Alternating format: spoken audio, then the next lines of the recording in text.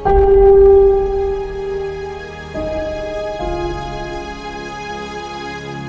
మనం Shadnagar government hospital దగ్గర ఉన్నాం. దొంగతనం చేసింది అనే నెపంతోని పోలీస్ స్టేషన్ లో సభ్య సమాజం తలదించుకునే దగ్గర లాగా కొట్టిన వ్యక్తి మనతో పాటు ఉన్నారు. ఒక దళిత మహిళ అని కూడా చూడకుండా, ముఖ్యంగా మహిళ అని కూడా చూడకుండా రాత్రంతా పోలీస్ స్టేషన్ లో ఉంచి విపరీతమైనటువంటి చిత్రహింసలు పెట్టిర్రు. ఎక్కడ పడితే అక్కడ కొట్టిర్రు. కనీసం తను చెప్పేందుకు, మేము చూపించేందుకు వీలు కానటువంటి దగ్గరలో ఎక్కడ పడితే అక్కడ, ఎట్లా పడితే అట్లా కొట్టిరు అనేటువంటిది ఆమె ఆరోపిస్తుంది. అసలు ఆ రోజు ఏం జరిగింది, ఏంటిది అనేటువంటి ముచ్చట ఆమెను అడిగి తెలుసుకుందాం. అమ్మ, అసలు ఆ రోజు ఏం జరిగింది ఎప్పుడు? మంగళవారం రోజు నేను బట్టలు ఆరేసాను. బట్టలు తీసుకురానికి పోయినా. మా ఇంటికి అది రోడ్డు ఉంది. రోడ్డు ఉంటే ఒకటి పాడుబడ్డ వెళ్ళింది. ఆ ఇంట్లోకి మేము పోను మేడం. బట్టలు వేస్తేనే పోతే, లేకపోతే పోను నేను. ఇక ఆ ఇల్లు అది ఆ రేకులు పోయినాయి మేడం, తలుపులు పోయినాయి. అట్లా అని ఏదో కవర్ ఆడున్నది మేడం. కవర్ ఆడుంటే నేను ఏం చేసిన, బట్టలు తీసుకొని, మా ఆయన ఉన్నాడు, బట్టలు తీసుకొని నేను ఇద్దరు ఇంటికి వచ్చిన. ఏదో కవర్ పెట్టిండ్రయ్యా, ఏందో ఏమో మరి వాళ్ళకి చెప్పుదాము అనే లోపల నన్ను మిద్దె మీదకి వచ్చి కొడుతూనే ఉండరు మేడం. అడుగుతలేరు, ఏం చేస్తారు. ఆ కాంప్లైంట్ ఇచ్చిన వాళ్ళు కొడుతూనే ఉన్నారు. ఇక నాగేంద్ర వాళ్ళు కొడుతూనే ఉన్నారు. ఏంటిది తెలుసుకుంది, ఎక్కడ మీరు ఇట్లా కొడుతురు, నేను మా బట్టలు తీసుకొని వచ్చిన, మీరు ఎందుకు కొడుతురు, ఏంటి అడుగుతలేరు, చేస్తలేరు అని అంటే, ఆ కవర్ మీ ఇంటి ముందర ఉంది అంటారు మేడం. మా ఇంటి ముందర ఉంటే నేను చేసిన, మాకేం తెలుసు అంటాను, మీరు ఎక్కడ తెలుసుకుంది, ఇట్లా కొడతారు ఏంటి, స్క్రిప్ట్ సారుల కన్నా ఫోన్ చేయండి, వాళ్ళనన్నా రిపేరింగ్ చేసుకొని పోతారు, మీరు ఇది కొట్టడం న్యాయం కాదని చెప్పిన మేడం. సార్ వాళ్ళకి ఫోన్ చేసి మళ్ళీ కవర్ వాళ్ళు ముట్టుకోకూరు అని చెప్పిన నేను వాళ్ళని, కవర్ ముట్టుకోకూరు అని చెప్పినప్పుడు వాళ్ళు ముట్టుకోకుండా ఉండాలి కదా మేడం. ఇంటి వెళ్ళి వాళ్ళే తీసుకొని పోయారు కవర్, వాళ్ళే తీసుకొని పోయారు. సార్ వాళ్ళకి ఫోన్ చేసిరు, సార్ వాళ్ళు వచ్చిర్రు, మమ్మల్ని ఎక్కించుకొని. ఏ సారు?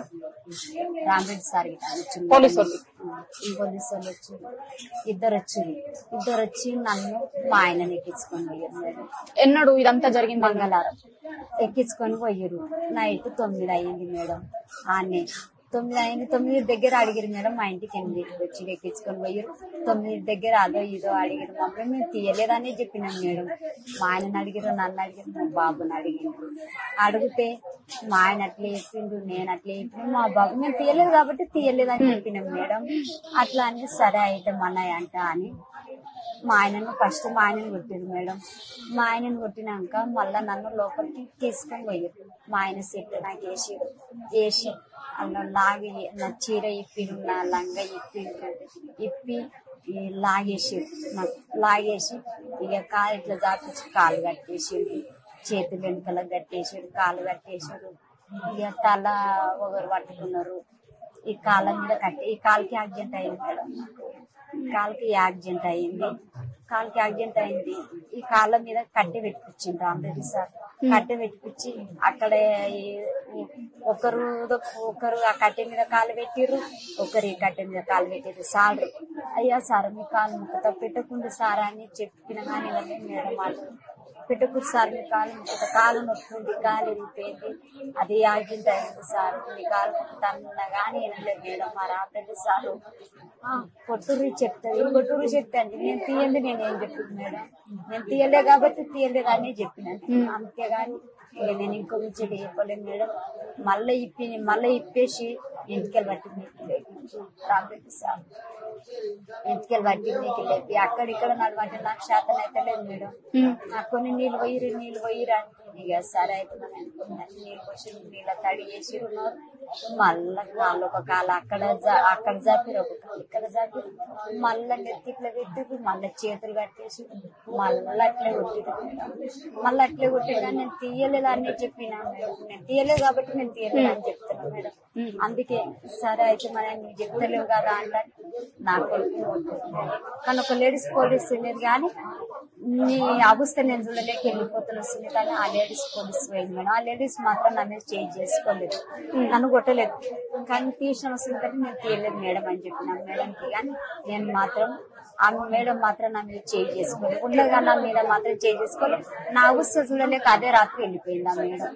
మా బాబు మళ్ళీ నీకు వేసినామని నా లాగి మా బాబు వేసి, మా బాబుకి 2 నెలలు కాలేదు మేడం ఆపరేషన్ చేయించి, నేను ఆపరేషన్ చేయించి 2 నెలలు కాలేదు నా కొడుకు. మళ్ళీ మా బాబును అదే నా లెక్క పిప్పించి మా బాబుకి వేసి మా బాబుని అడుగు బాబుని అడుగు. ఎంతమంది ఉండే అమ్మా పోలీసు వాళ్ళు? అందరు మగ పోలీసు వాళ్ళు ఉండనా? ఒక లేడీస్ లేదు మేడం. అందరు లేడీస్ నన్ను చూడలేక వెళ్ళిపోయిందా. రాత్రి ఎప్పటి రాకు ఉంచారు పోలీస్ స్టేషన్ లో?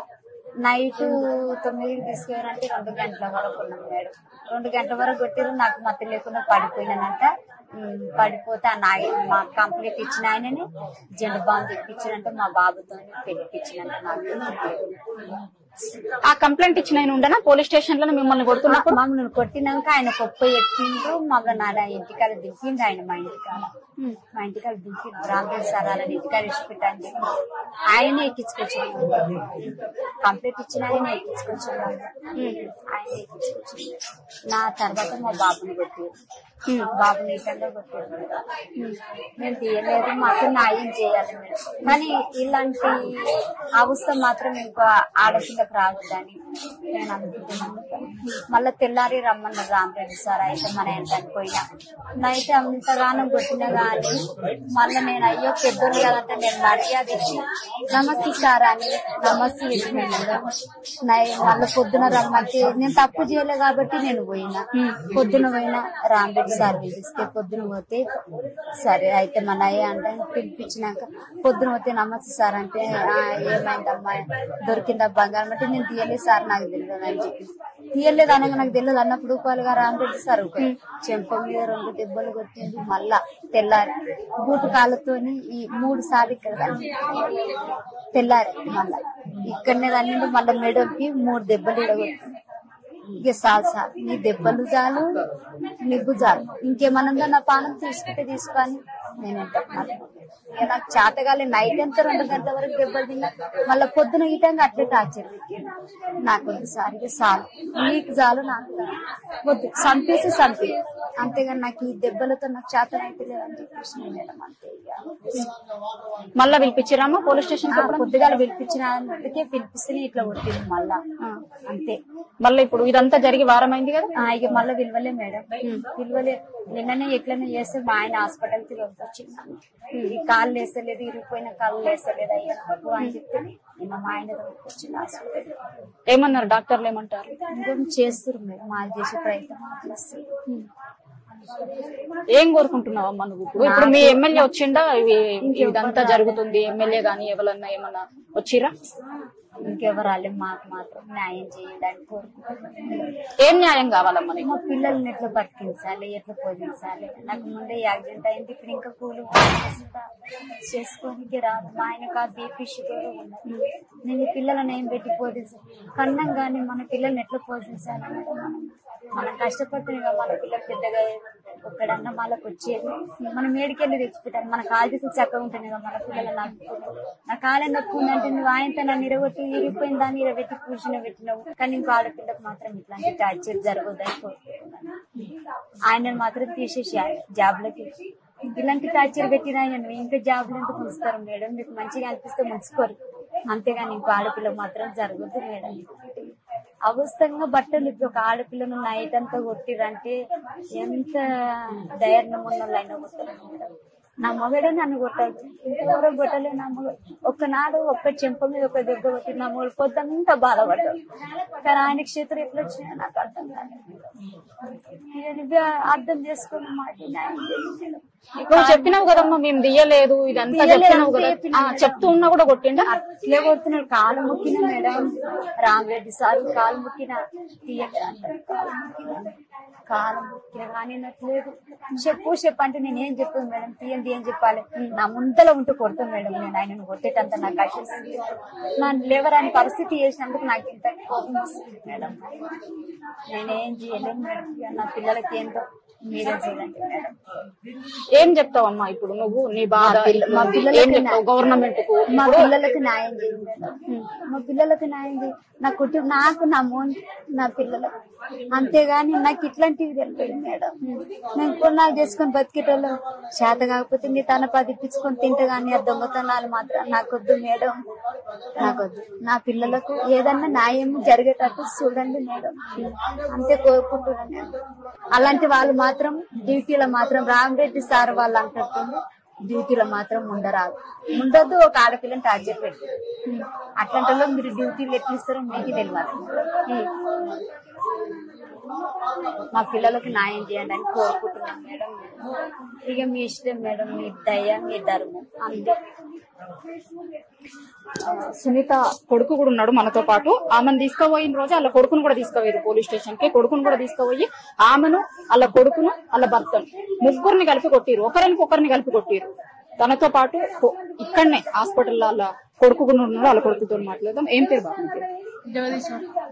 ఏం జరిగింది ఆ రోజు? మిమ్మల్ని పోలీస్ స్టేషన్ తీసుకుపోయిన తర్వాత ఏం చేసిరు?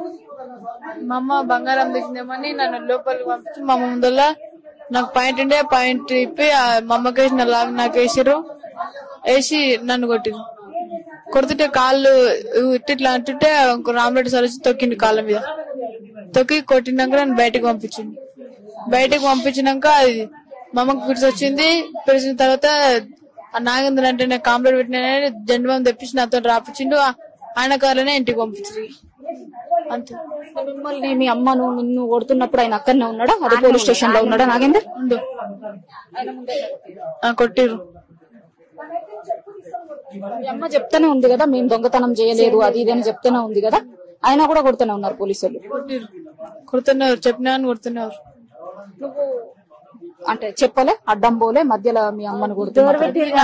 డోర్ పెట్టిర్రు. ఒక్కొక్కరు బయటకు వచ్చినా ఏడ్చుకుంటారు. వాళ్ళు కొడతలేదురా మేము కొడతలేమురా మేము మీ అమ్మని అట్టు వదులుతుంది అంటారు.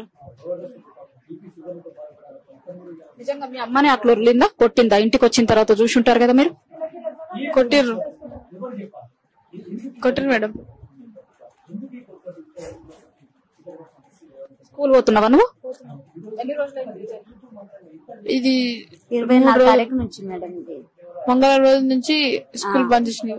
నాకు నడవని కుసలేదు, నన్ను పట్టుకొని నీళ్లు దాపుకుంటా అట్లా నా కొడుకు ఉన్నాడు మేడం. ఇంకెవ్వరు లేరు. అట్లానే నా కొడుకు నా ఎంబడే ఉన్నాడు మేడం. స్కూల్ బంద్ చేసి చదువుకున్న పిల్లగాడికి ఇంకా బంద్ చేసి నా ఎంత ఉన్నాడు. ఇట్లా ఇంకా మీరే న్యాయం చేయండి మేడం. అంటే ఇప్పుడు ఒక ఆయన అంటే ఆడ హెడ్ క్వార్టర్స్ కి అటాచ్ చేసినాం అన్నారు. మొత్తం 4 ఉన్నారంటారు కదా, మిగతా వాళ్ళ మీద చర్యలు తీసుకున్నారేమన్నా? ఇక మీ ఇష్టం మేడం. ఈయన రాబే సార్ చెప్తేనే వాళ్ళు చేసి వాళ్ళు స్వతంత్రంగా అయితే వాళ్ళు చేయలేదు. సార్ కాలు పెట్టిదంటే కాలు పెట్టిరాలు ఆ సార్ చెప్తేనే చేసిరు అంతే. ఈ సార్లకు మాత్రం ఇలాంటి డ్యూటీలు వద్దు, ఇలాంటి కొట్టులొద్దు. ఒక ఆడపిల్లని మాత్రం ఏ ఆడపిల్లని మాత్రం కొట్టొద్దు మేడం. ఇది పూర చంపినని చంపారు కానీ ఇట్లా అవసరం పెట్టు ఏం లాభం మేడం? ఇప్పుడు ఈ నొప్పులు అవి అనుకుంటారు. సస్తే 2 రోజులు ఏడ్చి చూపుతారేమో కానీ ఈ ఘోరాలు మాత్రం వద్దు మేడం.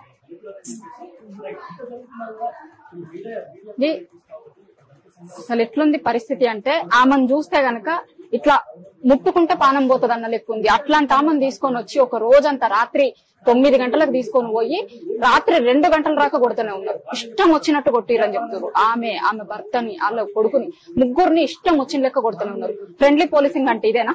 ఇట్లనే బిహేవ్ చేయమన్నారా ఫ్రెండ్లీ పోలీసింగ్ అంటే? అసలు పోలీస్ స్టేషన్ లో ఒక్క మహిళా పోలీస్ కూడా లేదు. 4, 5 మొగోళ్లే ఉన్నారు. అందరూ వాళ్ళే. ఇంకా నాకు ఇప్పుడు చెప్పడానికి కూడా ఆమె చెప్పింది కానీ చెప్పడానికి కూడా నాకు అంటే పలకడానికి కూడా ఏం చెప్పాలి అనేది అర్థం కావట్లేదు. అంత దారుణంగా వాళ్ళ కొడుకుని పక్కనే ఉంచుకొని దారుణంగా కొట్టి చెయ్యని నేరాన్ని ఒప్పుకోమని నువ్వు తీసినవు అని చెప్పి ఎక్కడ పడితే అక్కడ ఎట్లా పడితే అట్లా రాత్రి 2 గంటల వరకు కొట్టిరు. మళ్ళా తెల్లారి కూడా తీసుకొని పోయి కొట్టిరు అని చెప్తున్నారు. నిజంగా అసలు రాష్ట్రంలో ఏం జరుగుతుంది? ఒక దిక్కు అత్యాచారాలు అఘాయిత్యాలు జరుగుతున్నాయి, మరొక దిక్కు మహిళల మీద ఇట్లాంటి దాడులు జరుగుతున్నాయి. ఫ్రెండ్లీ పోలీసింగ్ అంటే ఇదేనా? ప్రభుత్వం సమాధానం అయితే చెప్పాల్సిన అవసరం ఉంది.